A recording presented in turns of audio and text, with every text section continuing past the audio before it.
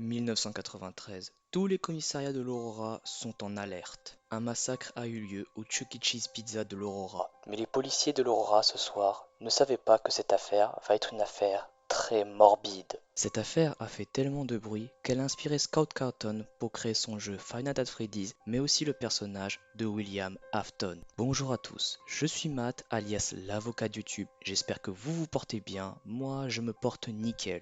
Dans le dossier d'aujourd'hui, laissez-moi vous conter l'histoire du fameux et tristement célèbre massacre du Chuck E. Cheese Pizza d'Aurora. Et avant de commencer la vidéo, je vous souhaite un joyeux Noël et surtout de bien profiter avec votre famille. Même si cette vidéo va sortir un tout petit peu en retard, je vous souhaite quand même un joyeux Noël. Donc, c'est parti.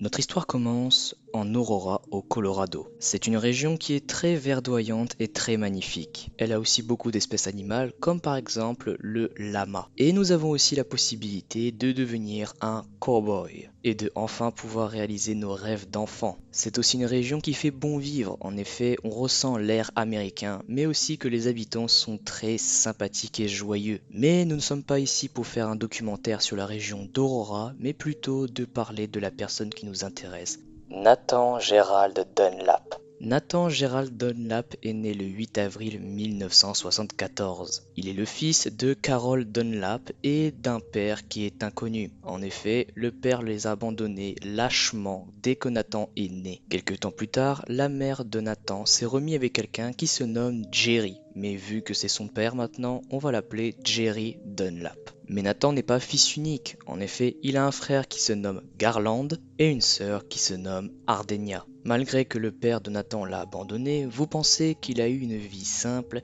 Eh bien non. En effet, dans le dossier que je viens de recevoir, nous apprenons que Carol Dunlap était atteinte de bipolarité. Je vous passe les détails des différents actes qu'elle a commis, mais il y a un acte qui m'a vraiment choqué. C'est le fait que Nathan, un jour, a été pris par sa mère et il a été mis dans une poubelle. On ressent déjà certains problèmes qu'il y a dans la maison, mais ce n'est pas fini. Jerry, le beau-père de Nathan, a une fâcheuse tendance à vouloir frapper les enfants. Si bien qu'un jour, alors qu'ils étaient dans un Burger King, eh bien Jerry a tabassé Nathan dans les toilettes du Burger King. Mais le cauchemar ne se termine pas là. En effet, Ardenia, la sœur de Nathan, a aussi vécu des choses horribles de la part de son beau-père. Son beau-père lui faisait des attouchements sexuels jusqu'à l'âge de ses 14 ans. Et un jour, Nathan a assisté à ça, ce qui l'a encore plus traumatisé. Comme vous en doutez, il n'y a pas que les facteurs familiaux qui l'ont causé à sa perte, Nathan. Il y a aussi les facteurs scolaires. En effet, Nathan n'était pas quelqu'un qui était très fort à l'école. À cause des horreurs que son beau-père et sa mère ont fait, eh bien, il était souvent déprimé à l'école et ne réussissait pas beaucoup dans les études. À l'âge de ses 15 ans, il commence à commettre des vols à main armée et des agressions, ce qui lui a valu un petit détour vers la case prison, puis ensuite en hôpital psychiatrique. À l'âge de 17 ans, il sort de l'hôpital psychiatrique, mais ce n'est pas pour autant qu'il a changé ses habitudes.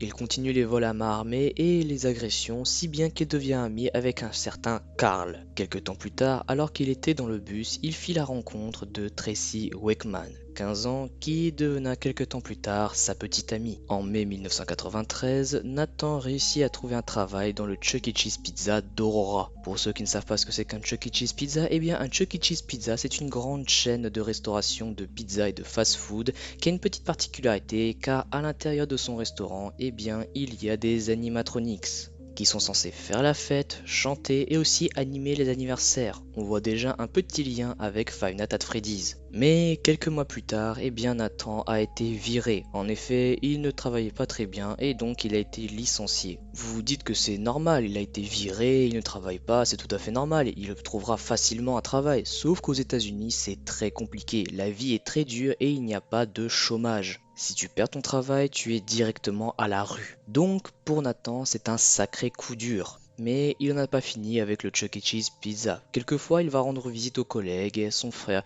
Il se fait passer pour l'homme cool. Mais ces gens-là ne savaient pas que devant eux, il y avait un futur psychopathe.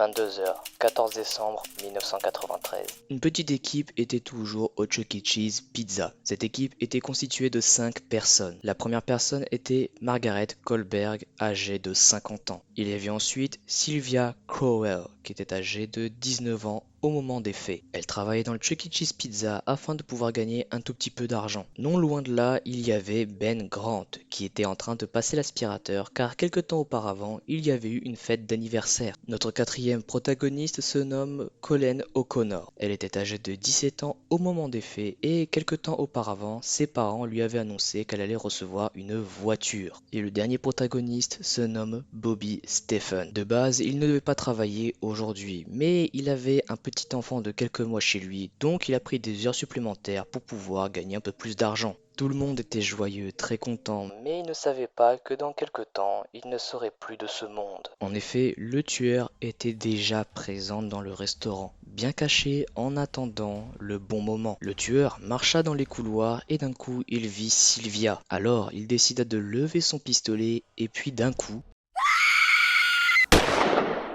Sylvia tombe par terre, morte. Le tueur, en voyant le sang couler, décida de détourner le regard. Mais cela ne découragea pas le tueur. Il décida d'aller voir Ben Grant et lui tire une balle dans le cerveau. Colin, qui a vu le tueur, le décrit comme un homme qui avait un demi-sourire, comme si il était heureux de ce qu'il faisait. À genoux devant lui, elle lui dit Ne tirez pas.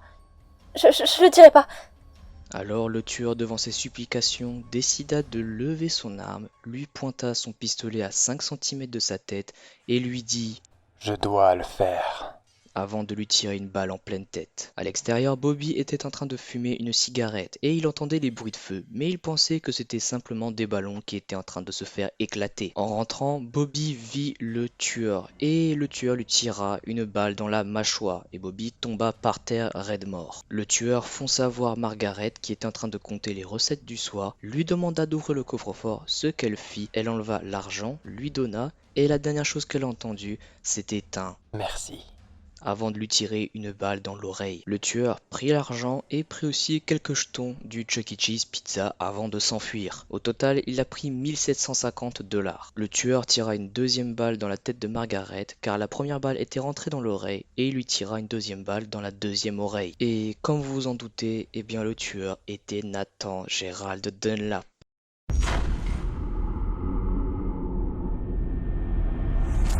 Nathan, qui s'est enfui du Chuck E. Cheese Pizza, commence à foncer vers chez sa copine, Tracy. Dès qu'il est arrivé, il demanda à sa copine de cacher l'arme à feu et il décide de nettoyer ses mains au peroxyde. Nathan a aussi caché 700 $ qui étaient dans sa somme pour le mettre sous le frigidaire. Et 12 heures plus tard, Nathan Dunlap a été arrêté. Mais vous allez vous demander comment il a pu se faire arrêter si personne ne l'a vu. Eh bien, 2 personnes ont survécu. Sylvia, tout d'abord, qui a réussi à survivre et qui est allée à l'hôpital, qui a tout avoué, mais qui est morte quelques heures plus tard de ses blessures. Et la deuxième personne était Bobby. Bobby a réussi à s'en sortir car la balle est passée dans sa mâchoire. Il a réussi à témoigner et à décrire Nathan, ce qui a permis aux policiers de l'arrêter. Le 23 décembre 1993, Nathan Dunlap est inculpé pour 4 chefs d'accusation de meurtre et un chef d'accusation pour tentative de meurtre. Les procureurs sont en rage. Ils veulent que Nathan soit condamné. Ils donnent comme excuse comme quoi que Nathan voulait se venger car il a été licencié. Et en 1996, Nathan Gerald Dunlap est condamné pour 4 peines de mort car les jurés n'ont mis que 3 heures à délibérer et à donner les résultats. Le système américain est très différent. En effet, c'est pas le juge de donner la dernière